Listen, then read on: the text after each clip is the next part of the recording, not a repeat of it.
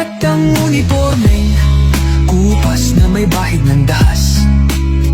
Dudublihin ko sahod nyo, wag na kayo lumihis ng landas. Hulihin nyo mga gumagawa ng masama, kahit pangalan ko nakataya. Akong bahala sa kaso nyo, basta kayo ang nasa tama. Pero ano ang isinukli? Bakit kayo nagpunyagi? Pinakain nyo sa mga estranghero ang 80 na lolo'y parang may mali.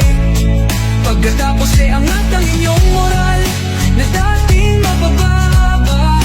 Grabe ang isinukli, parang dumuot ng tae. Tapos nilagay sa kamay, sabay sampal sa kanyang mukha. Mahal ko ang Pilipinas, di ako papapi. Ipinanganak ako sa bayang mapagtimpi. Ipaglalaban ko ang kalayaan, kahit ako'y masawi.